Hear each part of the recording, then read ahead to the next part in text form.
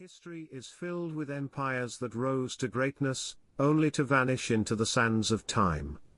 Rome, Greece, Egypt, their names echo loudly in our collective memory. But there was another empire, one that stood shoulder to shoulder with the greatest powers of the Bronze Age, and yet today remains far less known. This was the Hittite Empire, a civilization that flourished in the rugged hills of Anatolia more than 3,000 years ago. The Hittites were not a minor kingdom. They were a superpower, commanding armies of chariots, negotiating treaties with pharaohs, and ruling over vast territories, stretching from the mountains of Anatolia to the plains of Syria. Their kings were both warriors and diplomats, their laws both practical and humane, their gods both foreign and familiar. For centuries, they shaped the destiny of the ancient Near East. And yet, for nearly 2 millennia after their fall, the Hittites were forgotten. Their name disappeared from memory, their cities crumbled into ruins, and their language was lost. Only in the late 19th century did archaeologists rediscover their story, piecing together fragments of stone, clay tablets, and inscriptions to reveal the outlines of a forgotten empire. What emerged was astonishing, a civilization as complex, as ambitious, and as influential as any of its contemporaries. To understand the Hittites, we must journey back to the Bronze Age, a time when empires rose and fell in waves, when trade routes carried tin and copper to forge bronze weapons, when kings ruled by divine mandate, and when diplomacy was written in clay. It was an age of monumental architecture, of myth and ritual, of war and peace. And in this age, the Hittites carved out their place among giants. The story of the Hittite Empire is one of resilience and adaptation. They began as Indo-European migrants, settling among the native peoples of Anatolia. They absorbed local traditions, blended cultures, and forged a new identity. From scattered tribes, they built a kingdom. From a kingdom, they built an empire. And from an empire, they left a legacy that would echo across centuries. This documentary will take you on a journey through their entire history, from their mysterious origins to their dramatic collapse. We will explore their kings and queens, their armies and battles, their gods and temples, their laws and society. We will walk the streets of Hattusa, their capital, and stand before the Lion Gate, where stone guardians still watch silently over the ruins. We will uncover the secrets of their diplomacy, their treaties with Egypt, and their struggles against Assyria and Babylon. And we will witness their final days, as the Bronze Age world itself crumbled under the weight of invasions, famine, and collapse. But this is not just the story of a vanished empire. It is also the story of rediscovery. For centuries, the Hittites were a mystery. Their name appeared only in the Bible, with little explanation. Scholars debated whether they had ever truly existed. Then, in the late 19th and early 20th centuries, archaeologists uncovered the ruins of Hattusa, along with thousands of clay tablets inscribed in a forgotten language. Slowly, painstakingly, the Hittite world was brought back to life. Today, thanks to archaeology and scholarship, we can once again tell their story in full. So join us, as we travel back more than 3,000 years, to the heart of Anatolia, to the rise and fall of a forgotten superpower. This is the full story of the Hittite Empire, a story of kings and warriors, of gods and rituals, of triumph and tragedy. A story that begins in obscurity, rises to glory, and ends in silence, only to be rediscovered centuries later. A story that reminds us that even the mightiest empires can vanish, but their echoes never truly fade.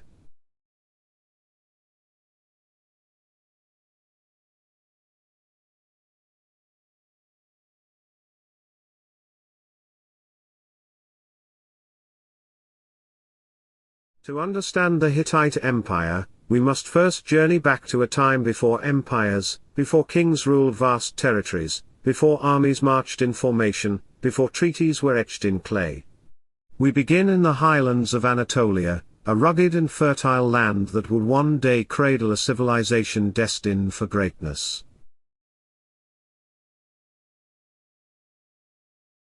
Anatolia, the heartland of modern-day Turkey, was not empty.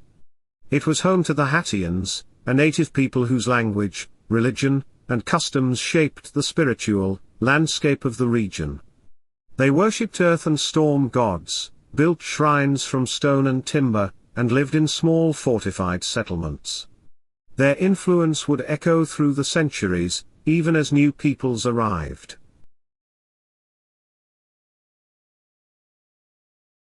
Among those newcomers were the Hurrians, who migrated from the east. They brought with them myths, rituals, and a rich pantheon of deities.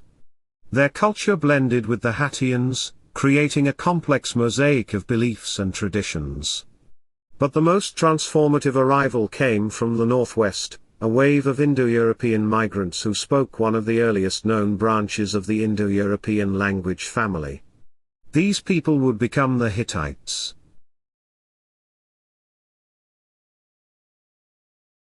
The Indo-European origins of the Hittites are still debated. Some scholars believe they came from the Balkans, others from the steppes north of the Black Sea. What is certain is that they brought with them a new language, new social structures, and a capacity for adaptation. They did not conquer Anatolia in a single campaign. Instead, they settled among the native populations, intermarried, and gradually absorbed local customs. Over generations, they became something new, a people rooted in Anatolia but carrying echoes of distant lands.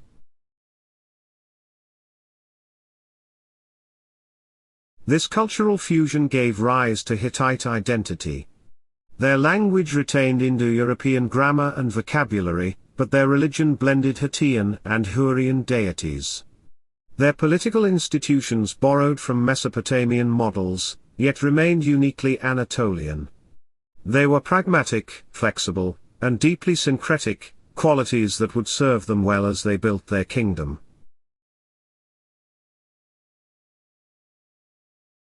Geography shaped their destiny.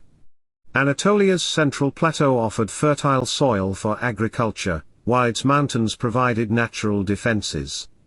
Rivers like the Elis and the Sakarya carved trade routes through the land, connecting the Hittites to distant markets. Tin and copper flowed in from the east, essential for forging bronze, the metal that defined the age. Textiles, grain, and livestock moved along caravan paths, linking the Hittites to Assyria, Babylon, and beyond.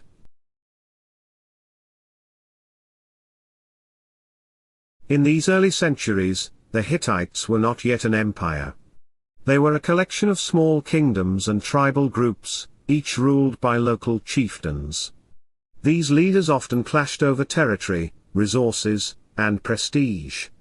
But slowly, through conquest, diplomacy, and dynastic marriage, a more centralized authority began to emerge.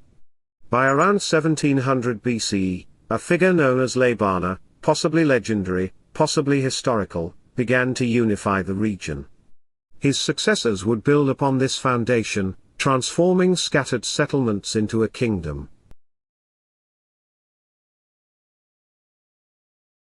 One of the most important early rulers was Hattusili I. He established the city of Hattusa as the capital, a strategic location nestled among hills, protected by natural cliffs and fortified walls. Hattusa would become the beating heart of the Hittite state, home to palaces, temples, archives, and military garrisons. Its gates, adorned with lion and sphinx carvings, still stand today as silent witnesses to a vanished world.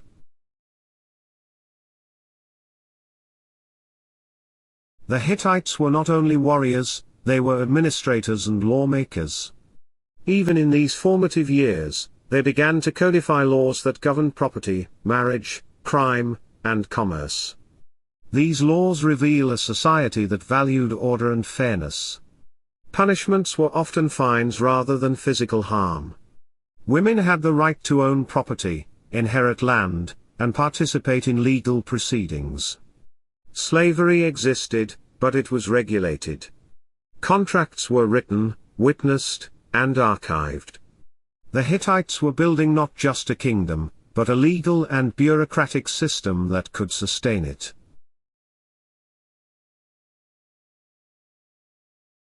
Religion played a central role in this process. The Hittite pantheon was vast and eclectic, incorporating deities from multiple cultures. The storm god, lord of thunder and rain, was chief among them, symbolizing power, fertility, and kingship. His consort, the sun goddess of Arina, represented light, justice, and divine order. Temples were built to honor these gods, and rituals were performed to secure their favor. Kings acted as intermediaries between the divine and the mortal, reinforcing their authority through sacred rites.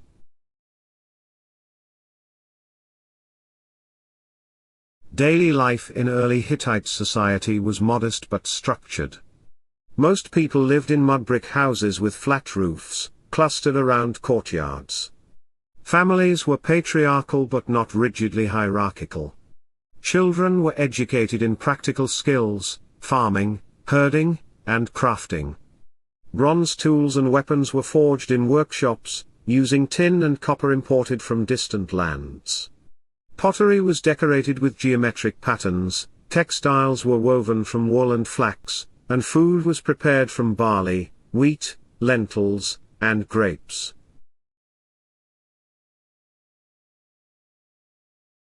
Trade was vital. The Hittites were part of a vast network that stretched from the Aegean to the Persian Gulf.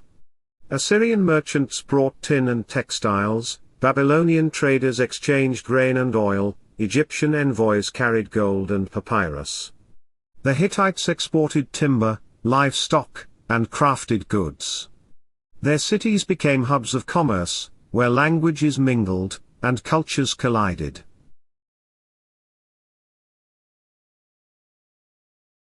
But the Hittites were not isolated. They were constantly interacting with, and often fighting against, their neighbors. The Assyrians to the southeast were both rivals and trading partners. The Hurrians influenced their mythology and diplomacy. Even distant Babylon would one day feel the impact of Hittite ambition. These early centuries were marked by shifting alliances, border skirmishes, and the slow emergence of a political identity.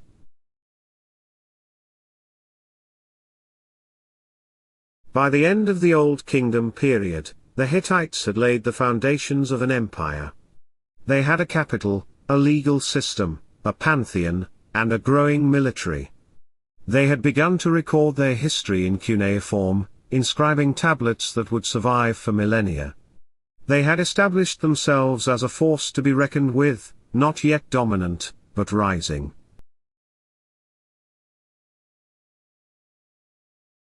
The story of the Hittite Empire begins here, in the hills of Anatolia, among the ruins of Hattusa, in the echoes of forgotten languages and lost rituals.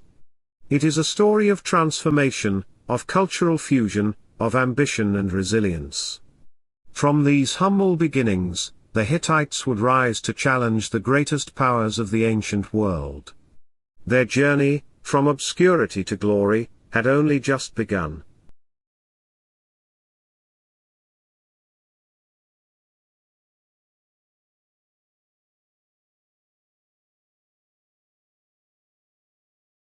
According to the most widely accepted chronology, the Hittite Kingdom was founded around 1680 BCE.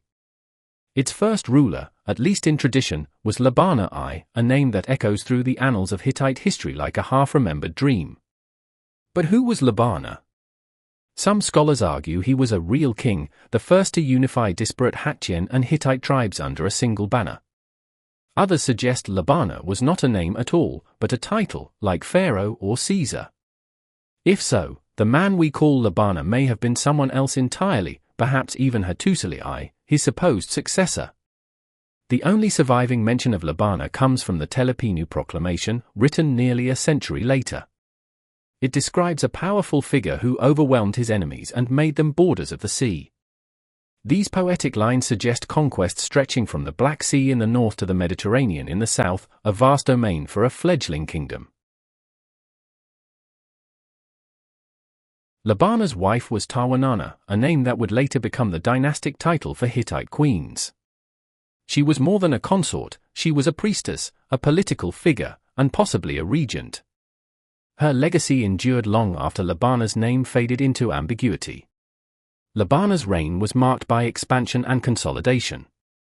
He installed his sons as governors in key cities: Tyana, Heraclea Sibistra, Laanda, Lystra. These appointments weren't just administrative, they were strategic. Each city lay along vital trade routes or near volatile frontiers. By placing his bloodline in command, Labana ensured loyalty and control. The question remains, was Labana a man or a myth? Some historians believe that early Hittitologists mistook a royal title for a personal name. If true, then Hattusili I, the next ruler in line, may have been the first true Labana. This theory reshapes the entire chronology of the Hittite Old Kingdom. Whether Labana was a man or a mantle, his impact is undeniable. He laid the groundwork for what would become one of the most formidable empires of the Late Bronze Age. His sons ruled cities. His armies carved borders. His queen became a symbol of dynastic power. And his name, real or symbolic, became the first echo in a storm of kings. In the beginning, there was Labana. And from his shadow, an empire rose. From the beginning, there was Labana. And from his shadow, an empire rose. Hattusili I, who reigned around 1650 to 1620 BCE, is often regarded as the true architect of the Hittite Old Kingdom. Some scholars believe he was Labana II, inheriting the title of Labana at the start of his reign. Others argue he was the very same figure as Labana I, with later scribes splitting one king into two. Regardless of identity, Hattusili's reign was defined by warfare, expansion, and ambition. He transformed the Hittites from a regional power into a force that challenged the great kingdoms of the Near East. The annals of Hattusili I, carved into clay tablets, record his campaigns year by year. Year 1, he marched against Sannahuitta and Zalpa. Sannahuitta resisted, but Zalpa fell to his armies. Year 2, he struck westward, subduing Alalak and cities allied to the powerful kingdom of Yamhad in Syria. Year 3, he raided Arzawa in western Anatolia, seizing cattle and sheep, a symbolic strike against rivals. Year 4, after a 5-month siege, he finally captured Sannahuitta, proving his persistence and military might. Year 5, he crossed the Euphrates River, boasting that no one had done so before. This bold claim marked the Hittites' first step into Mesopotamian politics. Hattusili's reign ended not in triumph, but in turmoil. Wounded from his final campaign, he returned to Hattusa enraged by betrayal. His heir, conspiring with his mother and cousins, had turned against him. On his deathbed, Hattusili dictated the Succession Proclamation, a rare first-person royal document. In it, he bypassed his treacherous heir and named his grandson, Mursili, as the next king. He commanded the army and officials to obey the boy, ensuring continuity even in the face of conspiracy. Hattusili's reign was a turning point. He expanded the Hittite domain to the seas, challenged Syria's great powers, and set the precedent for bold campaigns far beyond Anatolia. His succession proclamation ensured that the dynasty would endure, even as betrayal gnawed at its foundations. The storm passed from grandfather to grandson. His name was Mursili, and his ambition would shake the world. Mursili ascended the throne in 1620 BCE as a minor, chosen by his grandfather Hattusili I in the Succession Proclamation. His youth was a gamble, an untested boy placed at the head of a kingdom already scarred by betrayal. Yet, when he came of age, Mursili proved himself not only capable but audacious. Hattusili had failed to capture Aleppo, the capital of the powerful kingdom of Yamhad. Mursili, determined to surpass his predecessor, renewed the campaign. The clash of bronze against stone, the roar of warriors. Aleppo fell, and with it, the prestige of Yamhad crumbled. The Hittites now stood as a dominant force in northern Syria. But Mursili's ambition did not stop there. In 1595 BCE, he led his army on an unprecedented march, 2,000 kilometers south into Mesopotamia.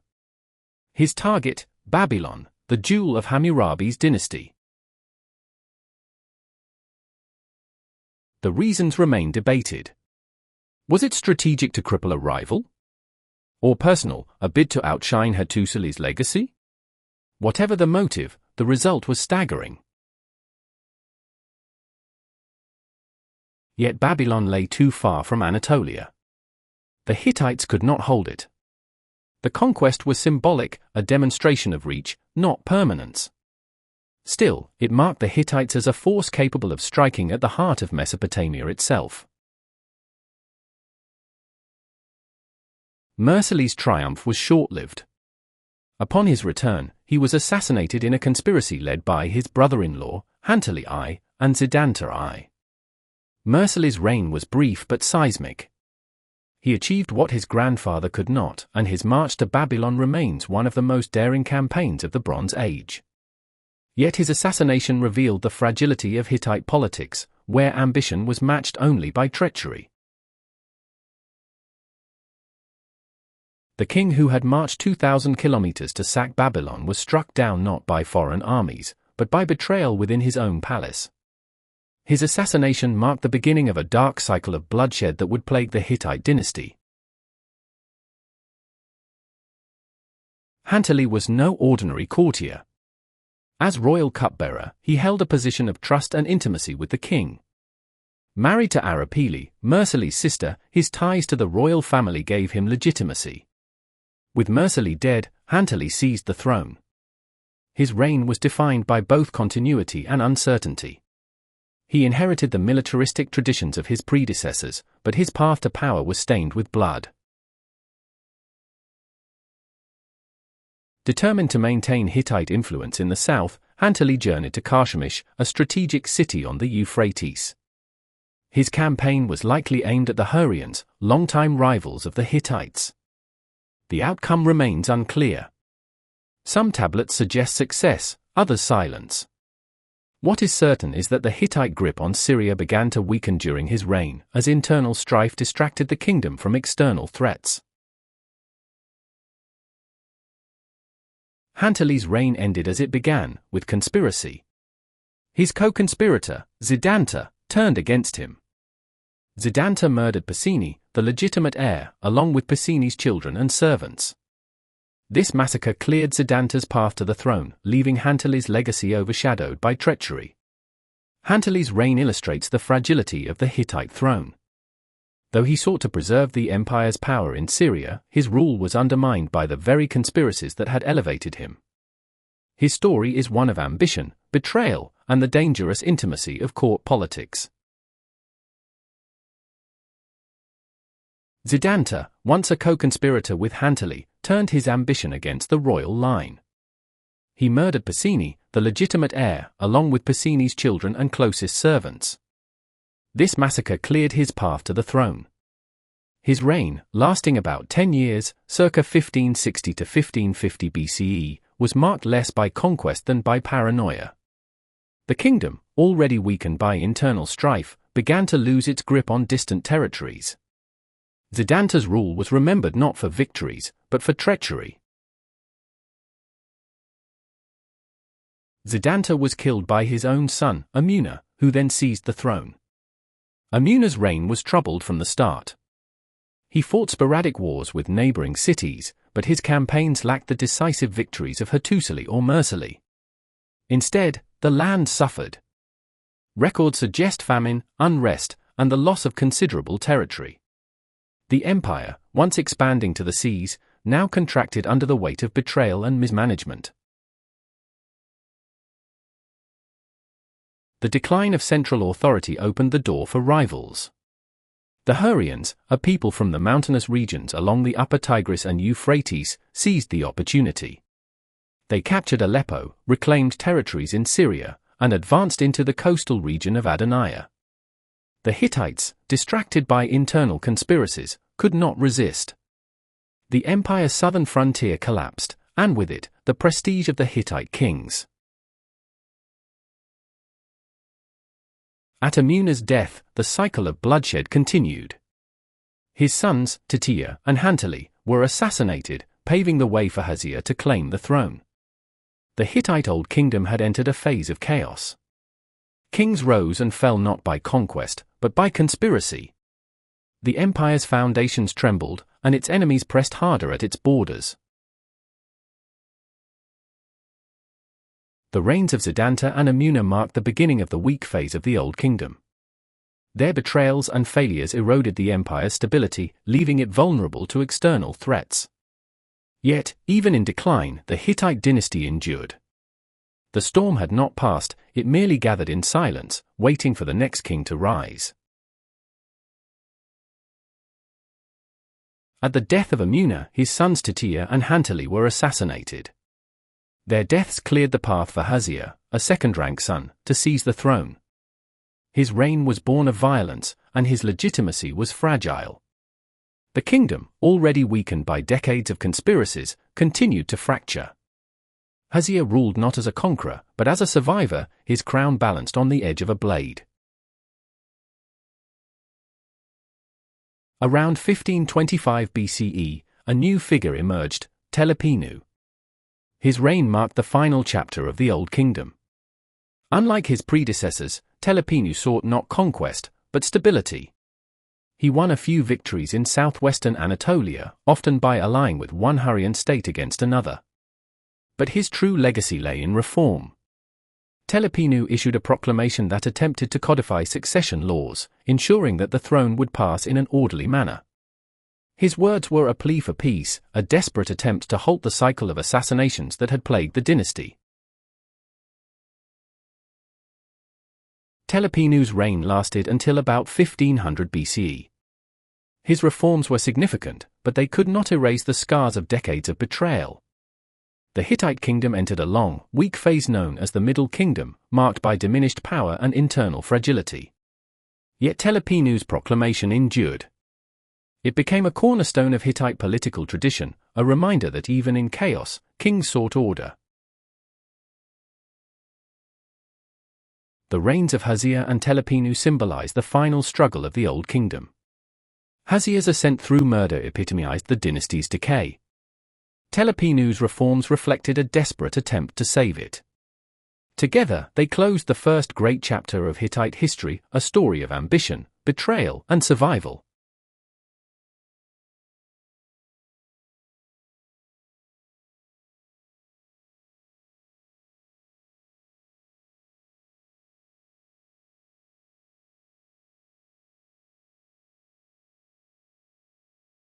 The Middle Kingdom. The 15th century BC is one of the most obscure periods in Hittite history. Records are scarce, archives remain untranslated, and kings themselves seem to vanish into silence. The Kaskians, fierce non-Indo-European tribes from the Black Sea, pressed constantly against Hittite borders, raiding villages and destabilizing the fragile kingdom. Their attacks forced the capital to move repeatedly, from Hattusa, the traditional seat of power, to Suppiluliuma, and later to Samuha. Each relocation reflected the vulnerability of the state, a kingdom on the run from its enemies. Tahuwaili, cousin of Telepinu, is one of the most enigmatic figures in Hittite history. His reign is confirmed only by seal impressions found in Hattusa, faint marks pressed into clay, the only surviving evidence of his kingship. Absent from the offering lists that preserved the memory of rulers, Tahuwaili's name was nearly erased from history. Why was he omitted? Was his reign too short to matter? Or was he deliberately excluded, a victim of political erasure? The fragility of his reign reflects the era's instability. The Hittite throne was never secure. Coups, assassinations, and exiles defined the political landscape. Meanwhile, the kingdom itself reeled under external pressure. The Kaskians raided relentlessly, forcing the capital to move and undermining the authority of kings. Tahuwaili's reign, though fleeting, embodies this instability, a king remembered not for his deeds, but for the silence surrounding him. Yet even in obscurity, Tahuwaili shaped the future. His exile of Alawamna delayed the restoration of royal bloodlines and set the stage for dynastic struggle. The forgotten king, in his brief moment of power, left ripples that would shape the Middle Kingdom. Alawamna's story is one of exile, return, and contested legitimacy. As the son-in-law of Telepinu, married to his daughter Hattusili, Alawamna should have been the natural successor to the throne. His marriage tied him directly to the royal bloodline, and his position as heir was secure. Yet history took a different path. Tahuwaili, cousin of Telepinu, banished Alawamna and Hattusili to Malatashka. This act of exile severed the rightful line of succession and cast Alawamna into obscurity. Yet Alawamna's story did not end in exile. He returned, crowned as a great king, his reign attested by a surviving seal impression. This title was more than ceremonial, it signified recognition of his authority, despite the turbulence of succession. His reign marked a turning point, the restoration of dynastic legitimacy through his marriage to Hattusili, daughter of Telepinu. Their son, Hattusili II, would inherit both royal blood and the throne, re-establishing continuity after generations of instability. Alawamna's reign also reflects the broader struggles of the Middle Kingdom. The capital shifted, the Kaskians attacked, and diplomacy with neighboring states became essential for survival. His rule was not marked by grand victories or monumental achievements, but by survival, the ability to hold the throne in a time of chaos. In this sense, Alawamna embodies the resilience of the Hittite kings, rulers who endured despite constant threats. The exile and return of Alawamna highlight the tension between bloodline and political force. He was both victim and victor, cast out by Tahuwaili yet restored as king. His reign set the stage for his son, Hattusili II, who would bring renewed stability to the dynasty. In the fragile world of the Middle Kingdom, Alawamna's survival was itself a triumph. After years of contested succession, the reign of Hattusili II marked a return to dynastic legitimacy. He was the son of Alawamna and Hattusili, daughter of Telepinu. For the first time in several generations, the throne was inherited by a king who carried royal blood from both parents. This restoration of lineage gave his reign a sense of continuity and stability that had been absent since the fall of the Old Kingdom. Diplomacy played a crucial role in his reign. An alliance treaty with Hattusili of Kitsuwatna survives from this period, though scholars debate whether it was signed by Hattusili himself or by his father Alawamna. Regardless, the treaty reflects the importance of Kitsuwatna as a strategic ally. Situated in southern Anatolia, Kitsuwatna controlled vital trade routes and military corridors. For the Hittites, securing peace with this kingdom was essential for survival against external threats. Hattusili's reign also highlights the fragile balance of power within the Middle Kingdom. While his legitimacy was strong, the kingdom itself remained vulnerable. The Kaskians continued their raids, destabilizing the northern frontier. The capital shifted, archives remained silent, and the memory of kings was preserved only in fragments. Yet Hattusili's rule offered a rare moment of stability, a pause in the cycle of coups and assassinations that defined the era. His legacy lies not in conquest or expansion, but in continuity. By passing the throne to his successors, Hattusili ensured that the royal bloodline endured. His reign was a reminder that legitimacy mattered, even in times of weakness. The Middle Kingdom may have been fragile, but through Hattusili II, the dynasty survived. Zidanta II emerged in the wake of Hattusili II's reign, possibly his nephew, though the exact lineage remains uncertain. His rule, like many in the Middle Kingdom, is shrouded in ambiguity. Yet one act stands out, a parity treaty signed with Pelea, king of Kitsuwatna. This treaty, forged between equals, was the last of its kind. It marked the end of an era in Hittite diplomacy, a final echo of the cooperative spirit that once defined their foreign policy. Parity treaties were rare and symbolic. They did not impose dominance, but recognized mutual respect. For the Hittites, such agreements had strategic value.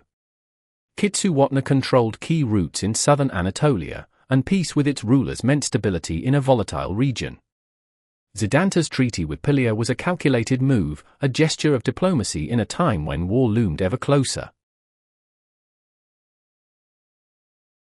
Zidanta ruled alongside his wife, Queen Yaya, a figure mentioned in surviving records. Their partnership, though lightly documented, suggests a royal household still functioning within traditional bounds. But beneath the surface, the kingdom was weakening. The Kaskians continued their raids. The capital remained displaced. Archives were sparse. And the memory of kings was preserved only in fragments. Zidanta's reign was not marked by conquest or expansion. Instead, it was defined by negotiation, the art of survival through diplomacy. Yet even this strategy had its limits. After Zidanta, no Hittite king would sign a parity treaty with Kitsuwatna. The age of equal alliances was over. The Hittites would soon shift toward dominance-based diplomacy, asserting control rather than seeking balance. The decline was subtle but irreversible. Zidanta's treaty was a final attempt to preserve stability through cooperation. But the world was changing. The Middle Kingdom, fragile and fragmented, could no longer afford parity. It needed power. And in the pursuit of power, diplomacy would become a tool of control, not compromise. Zidanta II's legacy is quiet but profound. He represents the last breath of an older diplomatic tradition, one where kings met as equals, and peace was forged through mutual respect. His reign closed the chapter on parity, and opened the door to a new, more aggressive Hittite foreign policy. The reign of Hattusa II is a brief and tragic chapter in the Hittite Middle Kingdom. His origins are murky, and his connection to Zidanta II remains uncertain. Some scholars speculate he may have been a distant relative, others suggest he was a political appointee, a placeholder king in a time of growing instability. What is clear, however, is how his reign ended, violently, and without mercy. Hattusa II was assassinated by Muwatalli, his own chief of the royal bodyguard, a position known as Gal Mesidi. This was no ordinary betrayal. The Gal Mesidi was charged with protecting the king, sworn to defend the throne with his life. For Muwatalli to turn against his sovereign was a profound violation of trust, a coup that shattered the last remnants of royal security. The motives behind the assassination remain speculative. Was Muwatalli driven by ambition, or was he acting on behalf of a faction within the palace? The Middle Kingdom was rife with conspiracies, and loyalty was often a mask for hidden agendas. Hattusa's death was not an isolated event, it was part of a pattern. Kings were vulnerable, and the palace had become a battlefield. Hattusa's reign left little behind. No grand monuments, no sweeping reforms, no treaties or victories. His legacy is defined by his fall, a ruler remembered only for the manner of his death. Yet even this silence speaks volumes. It reveals a kingdom where power was unstable, where rulers were disposable, and where the throne was a prize to be seized, not inherited. The rise of Muwatalli I is one of the most dramatic episodes in the Hittite Middle Kingdom. Once the Gal Mesidi, the chief of the royal bodyguard, Muwatalli was sworn to protect King Hattusa II. Instead, he betrayed him, seizing the throne through bloodshed. His coup was not just a personal act of ambition, it symbolized the collapse of trust within the palace. The very guardians of the king had become his executioners. Muwatalli's reign began with violence, and it ended the same way. His authority rested on force, not legitimacy. Some accounts suggest he may have been Hasia's younger brother, which would have given him a tenuous claim to the throne. But whether by blood or by blade, his rule was marked by instability. His wife, Queen Walani, appears in surviving records, a reminder that even in times of chaos, the royal household continued its ceremonial functions. Yet Muwatalli's grip on power was fragile. His own chief of the palace servants, Himuili, and Kantazili, overseer of the gold chariot fighters, conspired against him. In a palace coup, they assassinated Muwatalli, ending his reign as violently as it had begun. The cycle of betrayal repeated itself, a grim reflection of the Middle Kingdom's instability. Kings rose and fell not through succession, but through murder. The story of Muwatalli I reveals the dangerous reality of Hittite politics in the 15th century BC. The throne was no longer a symbol of continuity, but a prize contested by factions within the palace. The Gal Mesidi, the palace servants, the overseers, all wielded power, and all were potential usurpers. In this world, loyalty was temporary, and survival depended on eliminating rivals before they eliminated you. The assassination of Muwatalli closed another bloody chapter in Hittite history. Yet even in this chaos, the kingdom endured. The Middle Kingdom survived not because of its kings, but despite them. And from this turmoil, the seeds of resilience were sown, seeds that would eventually grow into the strength of the new kingdom.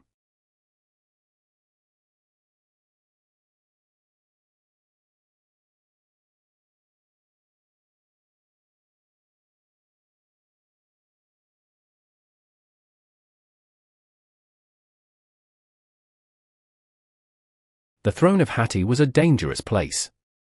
Before Tidalia's reign, the Hittite kingdom had been plagued by instability.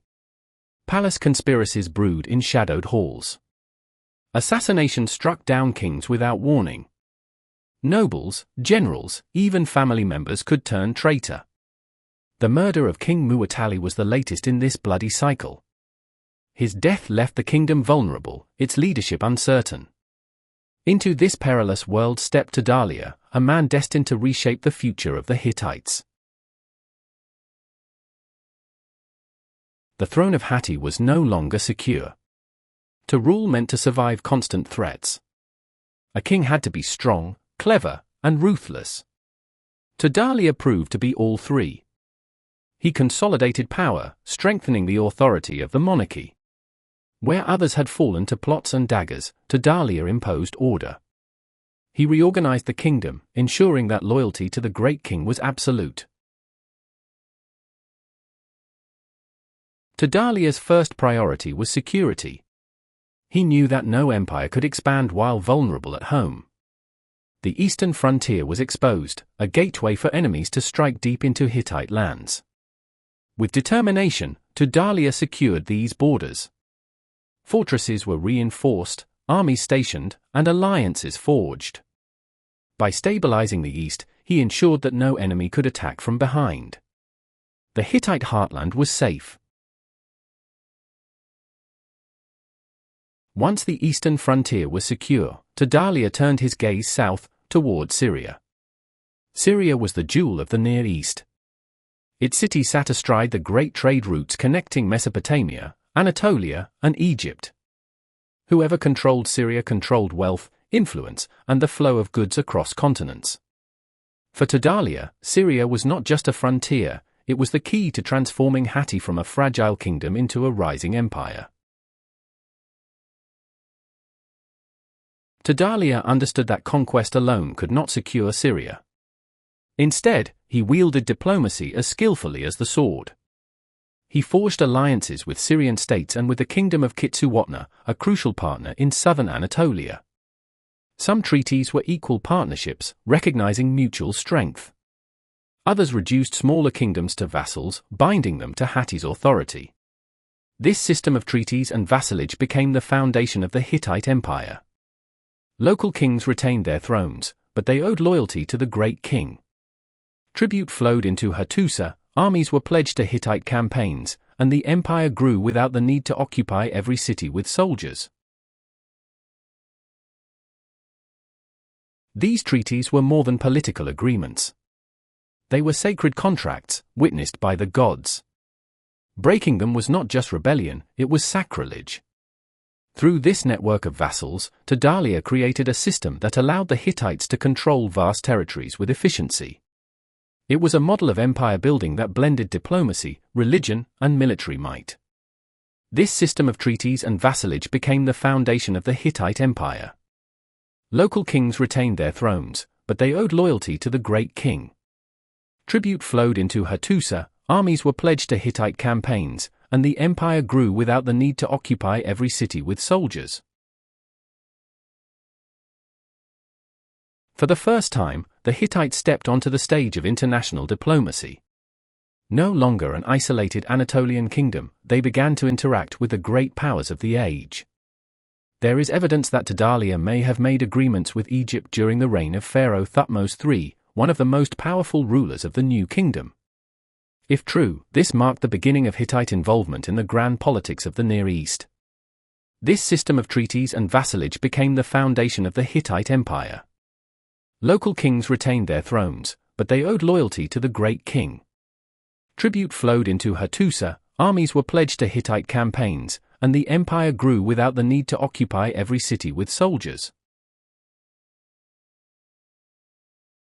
Under Tadalia, the Hittites transformed.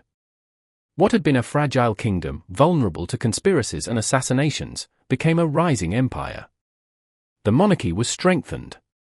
The borders were secured. Syria was brought into the Hittite sphere through treaties and alliances. And the Hittites entered the world of international politics, standing alongside Egypt, Babylon, and Mitanni.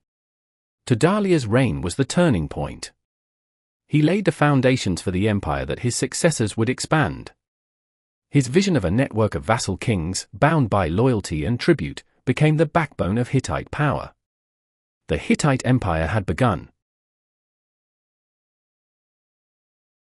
After Tadalia, the throne of Hatti passed to his son, Hattusili II.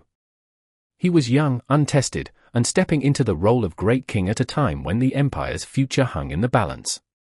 Yet fortune favored him. His reign coincided with a rare moment of opportunity, a shift in the balance of power across the Near East. Egypt, the dominant power in Syria, suddenly reduced its involvement in the northern regions. The pharaohs, distracted by internal affairs and campaigns elsewhere, loosened their grip.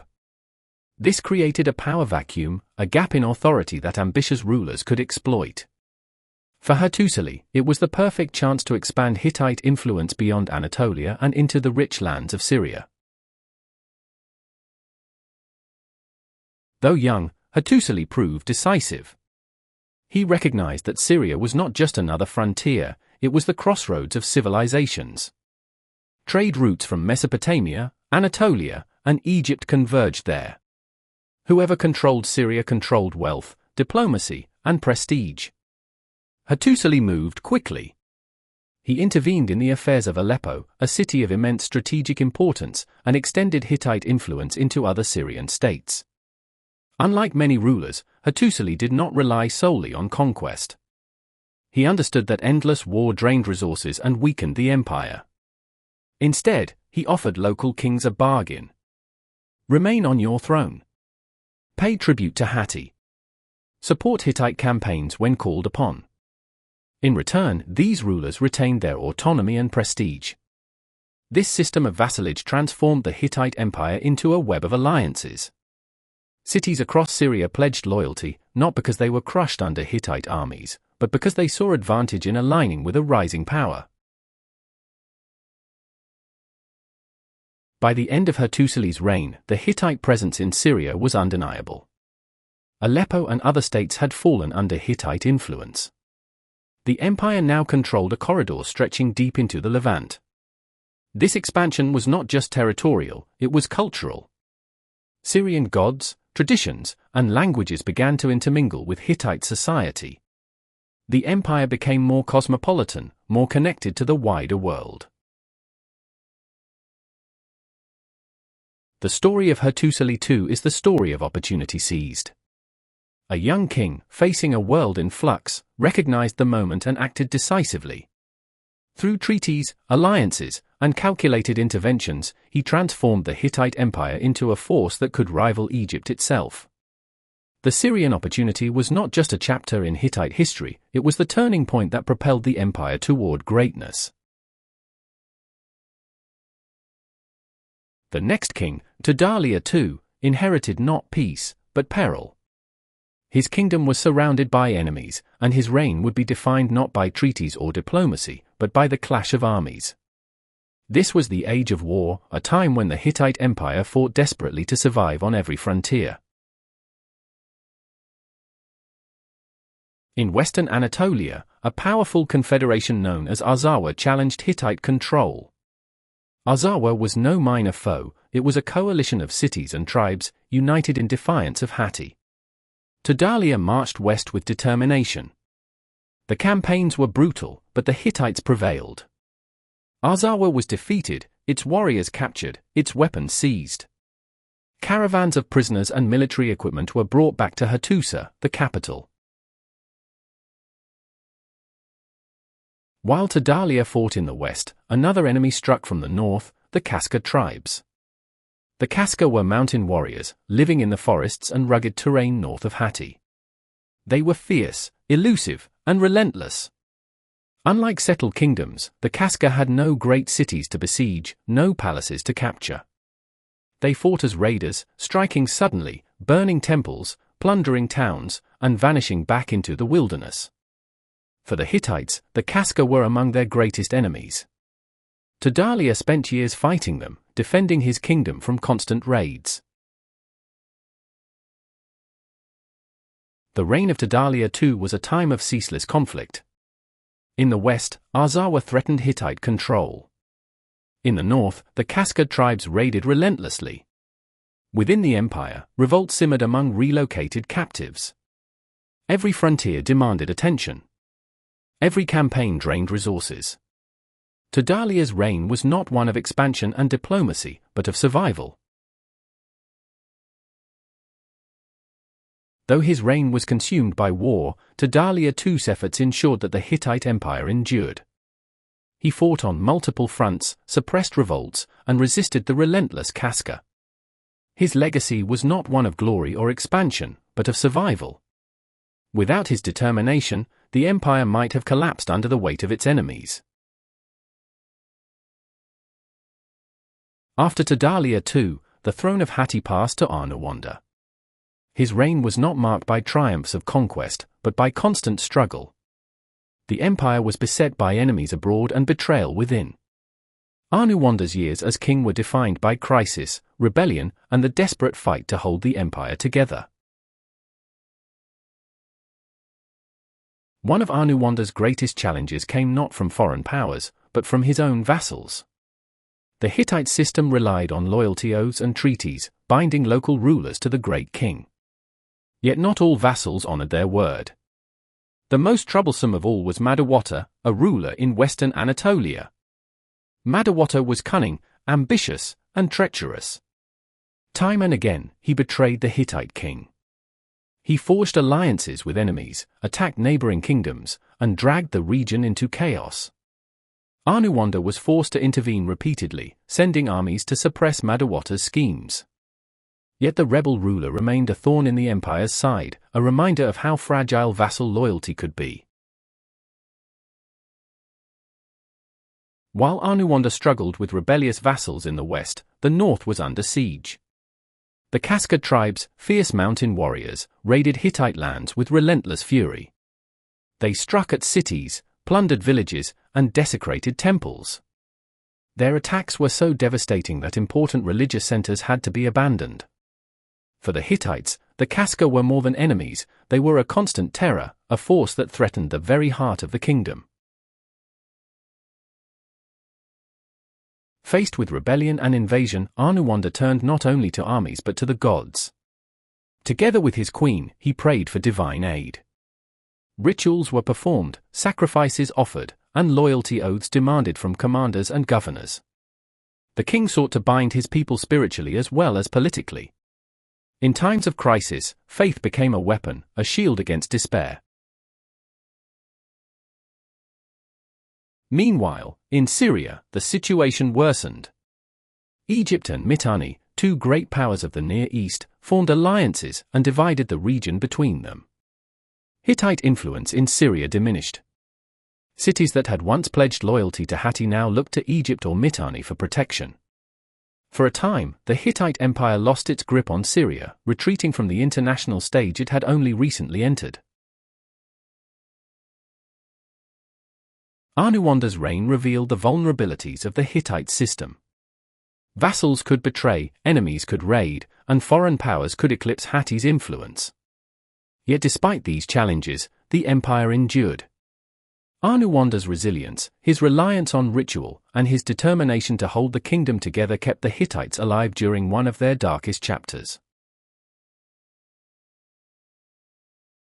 Then came Hattusili III, and his reign marked one of the darkest chapters in Hittite history.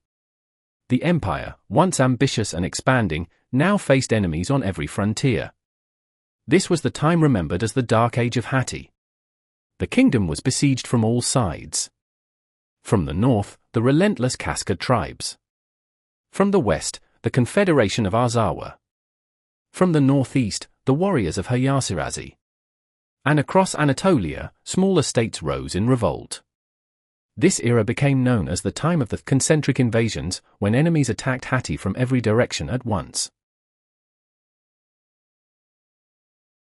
The pressure was overwhelming. Even the capital, Hattusa, the heart of the empire, could not withstand the storm. Enemy forces attacked, the city was burned, and Hattusili was forced to abandon it. For the Hittites, the loss of Hattusa was more than military defeat, it was a spiritual catastrophe. Temples destroyed, palaces ruined, the sacred center of the kingdom reduced to ashes. The Hittite Empire nearly collapsed. Every frontier was aflame, every city threatened. Hattusili's reign was consumed by defense, retreat, and survival. The Dark Age of Hatti was not just a military crisis, it was a test of endurance. Could the empire survive when surrounded by enemies, stripped of its capital, and weakened by revolt? With Hattusa lost, the royal court became a wandering government. Hattusili and his officials moved from city to city, seeking refuge and stability. First to Samuha, then to Suppiluliuma, the court carried the symbols of kingship across Anatolia, struggling to maintain authority in a kingdom under siege.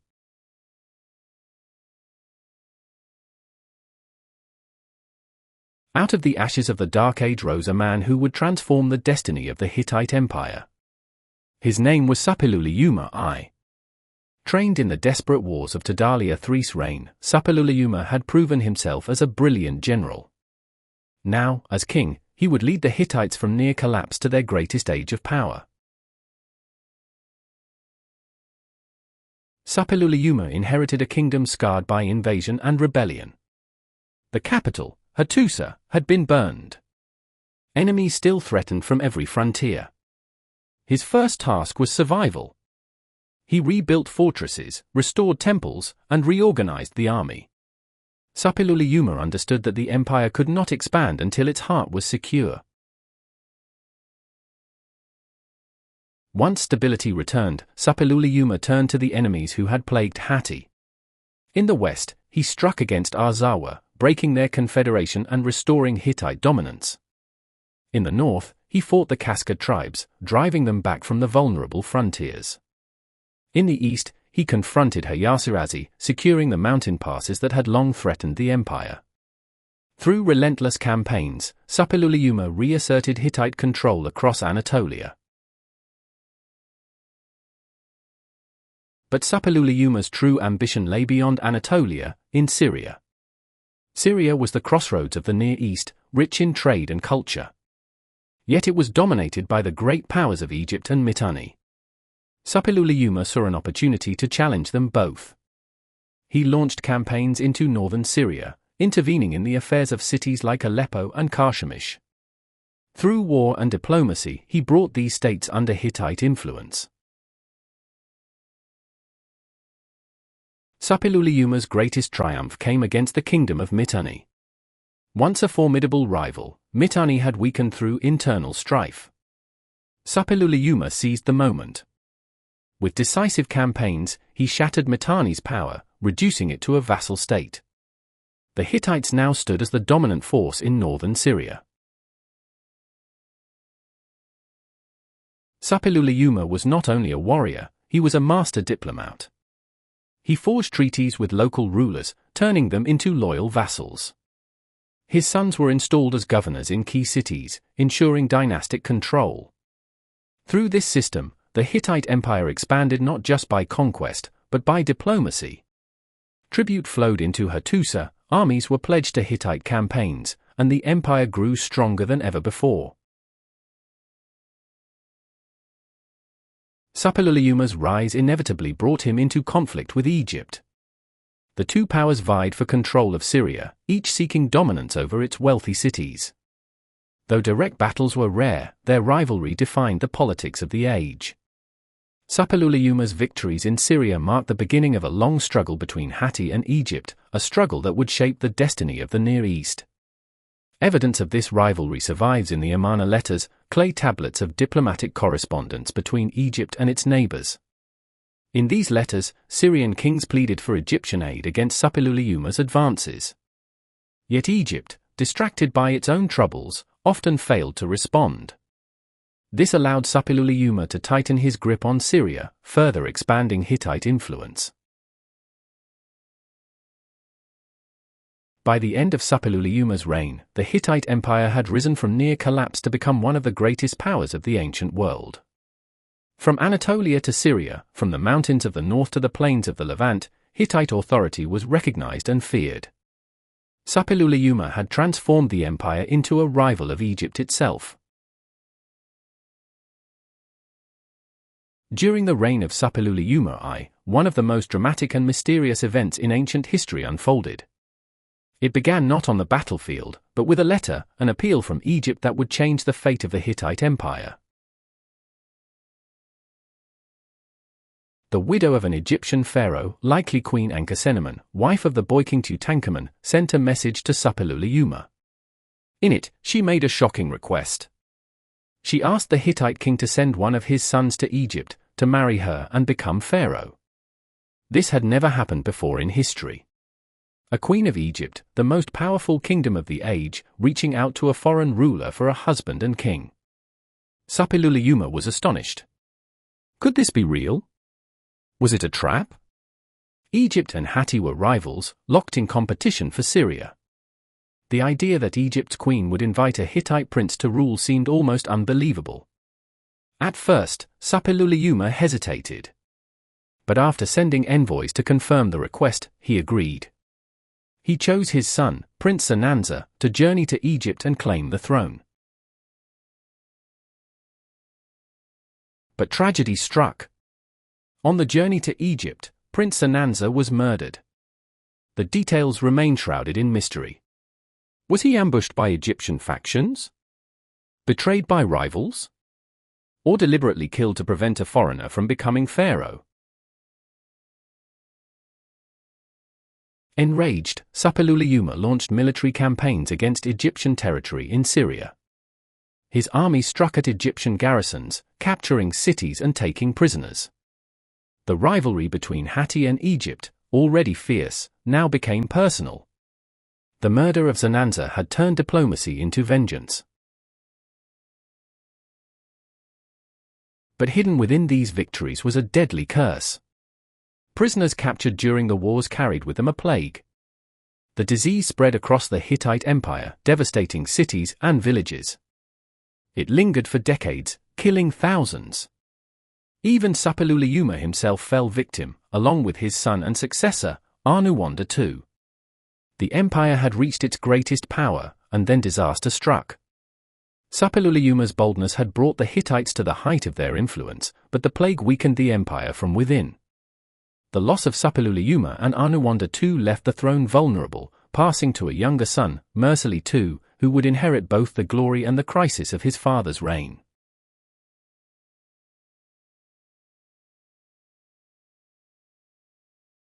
When Mursili II ascended the throne, he inherited a kingdom at once triumphant and broken. His father, Suppiluliuma I, had forged the Hittite Empire into a dominant power. Yet that very triumph had brought catastrophe. A deadly plague carried back from Syrian campaigns had ravaged the population, claimed the lives of the king and his heir, and left the realm weakened and grieving.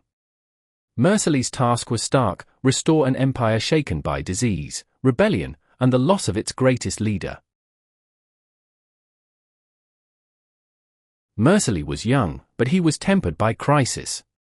The plague had entered towns, disrupted agriculture, and undermined confidence in royal authority. Vassal states tested Hittite resolve. The Casca raided the northern frontiers. In Syria, rival powers and local rulers probed for advantage. The throne demanded more than ceremony; it demanded action, endurance, and a steady hand. Mursili began by confronting the immediate wounds. He oversaw funerary rites for the dead and sought the gods' favor through public rituals. But ritual alone could not heal a kingdom. He mobilized what remained of the army, reorganized provincial command, and tightened control over supply lines. The king understood that restoring order required both spiritual reassurance and practical governance. The northern raids by the Casca continued to threaten Hittite stability. Mursili launched a series of punitive expeditions to push them back from vulnerable valleys and to secure mountain passes. These campaigns were costly and brutal, but they were necessary to protect the heartland. In western Anatolia, rebellious vassals who had grown bold during the empire's moment of weakness were reminded that Hatti could still project force. Mursili combined decisive military action with targeted diplomacy, offering clemency to those who swore renewed oaths, and harsh reprisals to those who persisted in rebellion. The plague had disrupted agriculture and trade. Mursili prioritized economic recovery. He reopened trade routes, negotiated the return of displaced populations, and encouraged resettlement of devastated regions. The crown offered tax relief and incentives to rebuild towns and restore production. These measures were not merely administrative; they were the foundation for renewed military strength and social cohesion. In Syria, Mursili faced a delicate balance. The Hittites still held influence, but Egypt and other powers remained formidable. Rather than overreach, he used diplomacy to stabilize the region. Treaties were renewed, local rulers were confirmed in their positions as vassals, and Hittite garrisons were strategically placed to secure trade routes. Mursili's approach combined firmness with pragmatism. He sought to preserve Hatti's gains without provoking a wider war while the empire recovered. Mursili also reformed the army. He emphasized discipline, logistics, and the integration of troops from loyal vassal states. Command structures were clarified, and experienced officers were promoted to ensure that campaigns would be better coordinated. These reforms paid off. Hittite forces became more mobile, more reliable, and better supplied, qualities essential for the campaigns that lay ahead. Over time, Mursili's policies bore fruit. The northern raids were reduced, rebellious lords were subdued or reconciled, and the economy began to recover. Syria settled into a cautious equilibrium under Hittite influence. The empire that had teetered on the brink of collapse now stood on firmer ground. After the consolidation under Mursili II, the Hittite Empire entered a new phase of ambition and confrontation. The throne passed to Mursili II, a king whose reign would be defined by a single, epochal clash with Egypt. Under his leadership, Hatti shifted from defensive consolidation to strategic offense, setting the stage for one of the ancient world's most famous battles. By Mu'tali's time, northern Syria had become the prize that shaped imperial rivalry. Control of cities like Kadesh, Karshemish, and Aleppo meant command of trade routes, military staging grounds, and regional prestige. Egypt and Hatti both sought to dominate this corridor, and local Syrian rulers were forced to choose sides. Muwatalli recognized that the future of Hatti depended on decisive action in Syria. He prepared to confront Egypt not only to secure territory, but to assert Hittite supremacy in the Levant. In a bold administrative move, Muwatalli relocated the royal court from Hattusa to a more southerly seat at Tar-Huntasa. This shift was not merely symbolic. It placed the king closer to the Syrian frontier, enabling faster military response and tighter control over campaigns in the Levant. The relocation reflected a strategic reorientation. Hatti would now project power southward with renewed intensity. Muwatalli invested heavily in military infrastructure. Chariot forces were expanded and trained to operate in the open plains of Syria. Fortifications along key routes were reinforced. Alliances with vassal states were tightened, and mercenary contingents were recruited to supplement Hittite troops. The king's preparations were meticulous. He intended to meet Egypt on equal terms. Egypt, under Ramses II, was no passive rival. Egyptian pharaohs had long maintained garrisons in Syria to protect their interests and to secure access to resources. Ramses, a warrior king with his own ambitions, moved to defend Egyptian influence. The stage was set for a confrontation that would test the military doctrines and political will of both empires. In the year that would be remembered for its clash, both armies marched toward Kadesh, a fortified city on the Orontes River.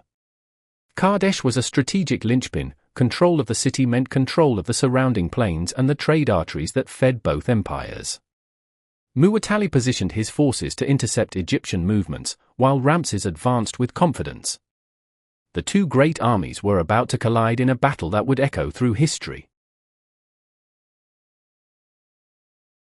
The battle that unfolded was chaotic and brutal. Chariots thundered across the plain, archers loosed volleys, and infantry fought for every yard of ground. Both sides claimed victory, and both suffered heavy losses. For Muwatalli, the engagement at Kadesh demonstrated Hittite tactical skill and the effectiveness of coordinated chariot warfare. For Ramses, the battle became a centerpiece of royal propaganda, immortalized in Egyptian reliefs and inscriptions that celebrated the pharaoh's personal valor. Kadesh did not produce a decisive annihilation of either power. Instead, it led to a prolonged stalemate and a recognition that neither empire could easily dislodge the other from Syria. Over time, this realization opened the door to diplomacy. Decades later, the rivalry culminated not in endless war, but in one of the ancient world's earliest recorded peace treaties. The Hittite-Egyptian peace would formalize borders, exchange hostages, and establish a framework for coexistence, an outcome that owed as much to exhaustion as to statesmanship. Muwatalli II's death opened a dangerous chapter. Succession in Hatti was rarely straightforward. Royal bloodlines, powerful families, and ambitious generals all vied for influence. The throne passed to Mursili III, also known as Neo-Hittite, but his rule would be contested.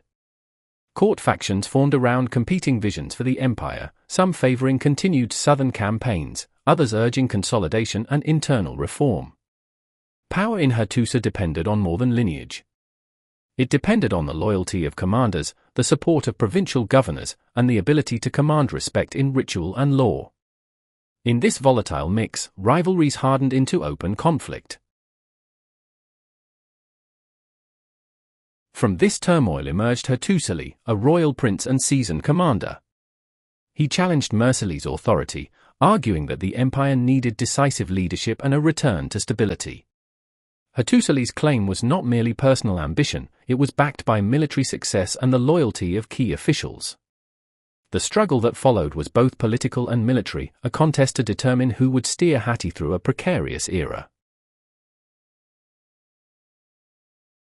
The conflict escalated into civil war.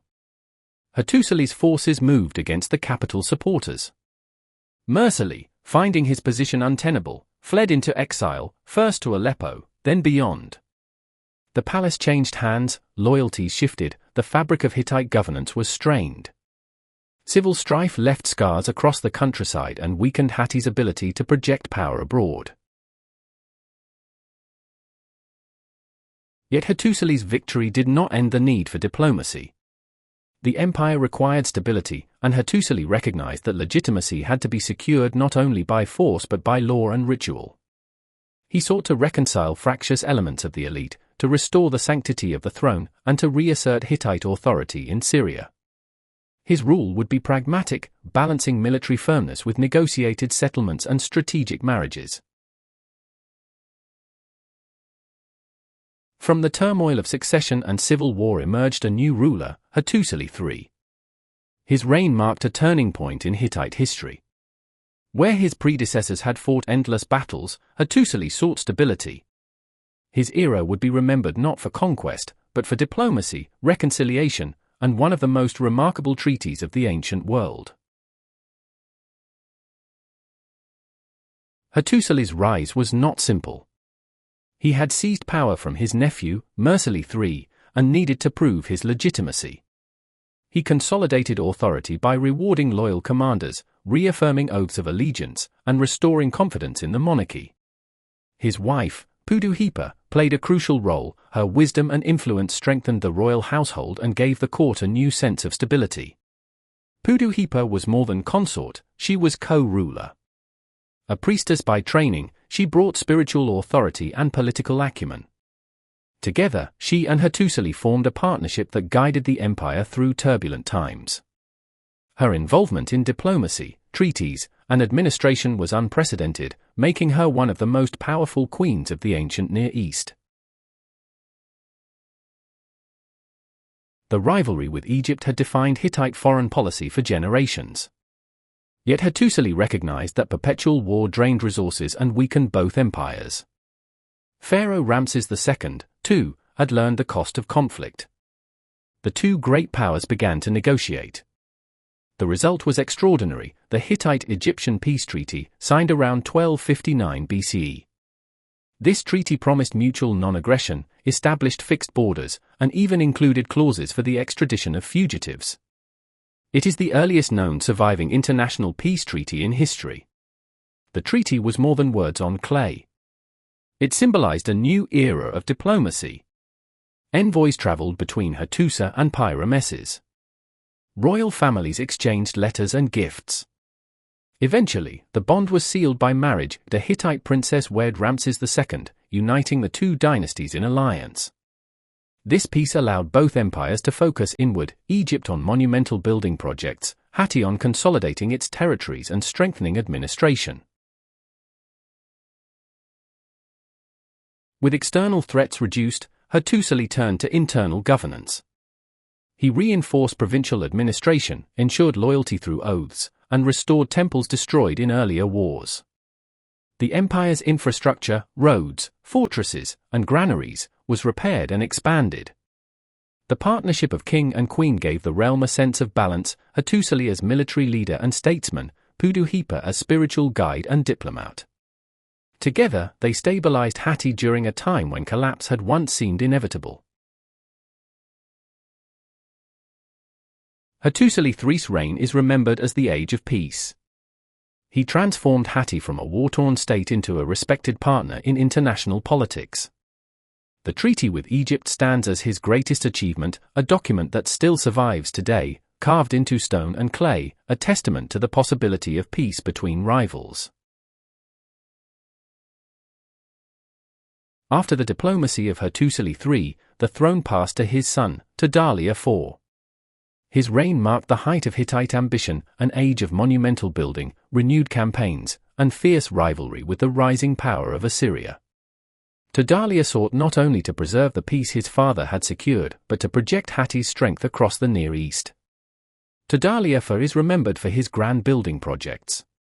He expanded the sacred sanctuary of Yarzilikiah, adorning its walls with reliefs of gods and kings.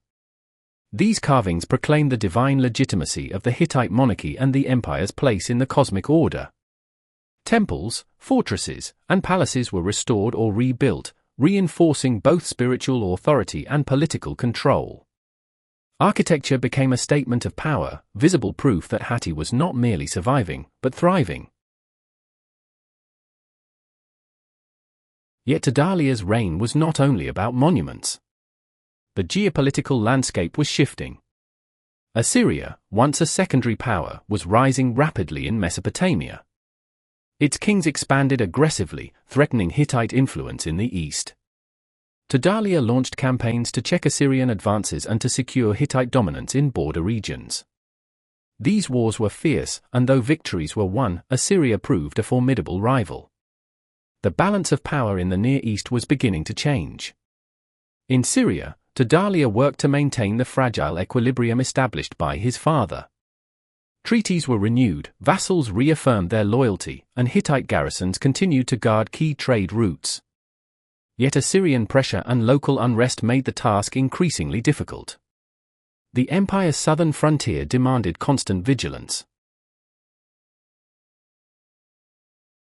Despite Tidalia's efforts, the world around Hatti was changing. Assyria's rise, combined with internal strains and the lingering effects of past plagues, placed new burdens on the empire. Resources were stretched, and the cost of maintaining vast territories grew heavier. The Hittite Empire remained powerful, but cracks were beginning to show. Tidalia's reign was both a pinnacle of achievement and a warning of challenges to come. Tidalia IV's legacy is one of grandeur and struggle. He built monuments that still stand today, symbols of Hittite faith and kingship. He fought to preserve the empire's influence against rising Assyria, and he maintained the fragile peace with Egypt. His reign represents the height of Hittite ambition, a moment when the empire stood proudly among the great powers of the ancient world, even as the forces of change gathered on the horizon.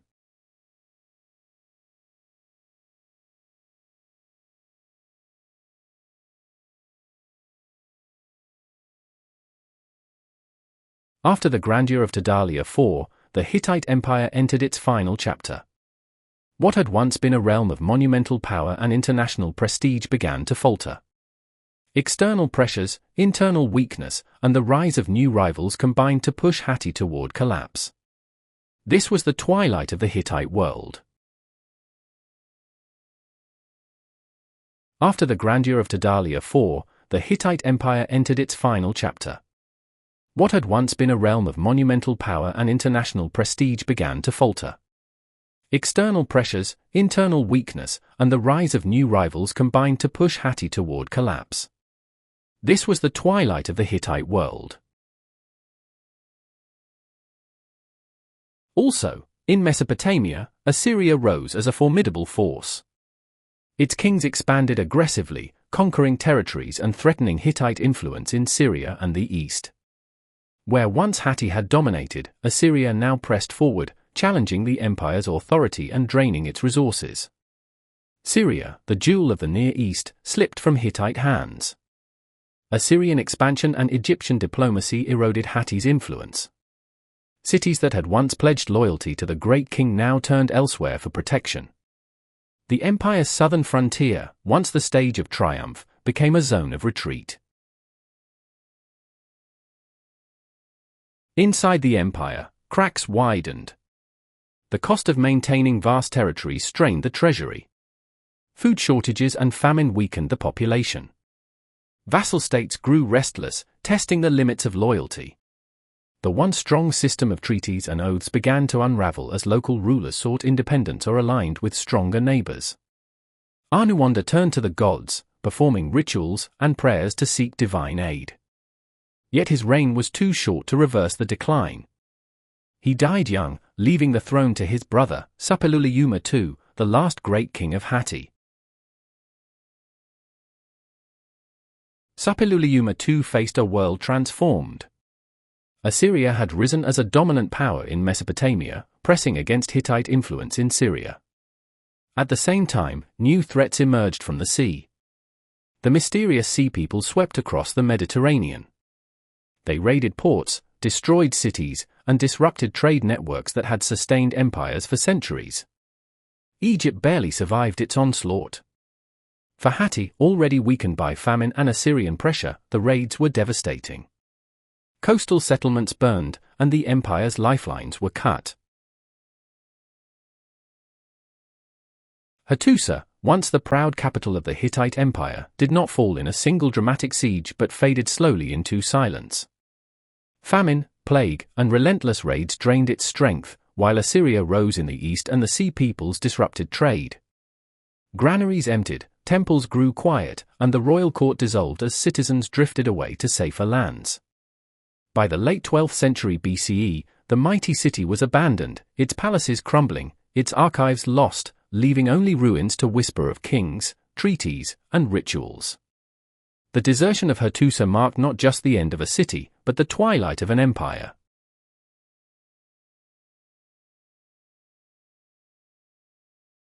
Though the Hittite Empire collapsed in the late 12th century BCE, its people and traditions did not vanish. Across Anatolia and northern Syria, smaller states arose, known today as the Neo-Hittite kingdoms. These successor states carried forward the language, religion, and political customs of Hatti, ensuring that the Hittite legacy endured long after the empire itself was gone. With Hattusa abandoned, central authority dissolved. Local rulers established independent kingdoms in former Hittite lands. Cities like Carchemish, Aleppo, and Melid became centers of power. Each claimed descent from the great kings of Hatti, using royal titles and rituals to legitimize their rule. The Neo-Hittite states preserved much of Hittite culture. They continued to use Luwian hieroglyphs for inscriptions, depicting kings in traditional poses and invoking familiar gods. Temples and sanctuaries echoed the designs of Hattusa, and treaties followed the old Hittite style. Even in fragmentation, the cultural identity of Hatti remained strong. Yet these small kingdoms faced powerful neighbors. Assyria, now ascendant, sought to dominate the region. Some Neo-Hittite states resisted, others submitted as vassals. Over time, Assyrian expansion absorbed many of these polities, but their influence lingered in art, language, and administration. The Neo-Hittite kingdoms ensured that the memory of Hatti did not disappear. Their inscriptions and monuments carried forward the traditions of the empire. Centuries later, when Assyrian scribes recorded their conquests, they still referred to these rulers as kings of Hatti. The name lived on, even as the political reality had changed.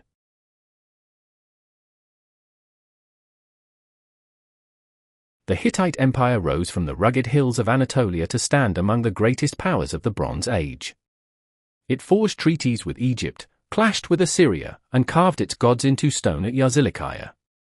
Its kings, Suppiluliuma, Mursili, Hattusili, II, each carried the weight of empire, balancing war, diplomacy, and faith.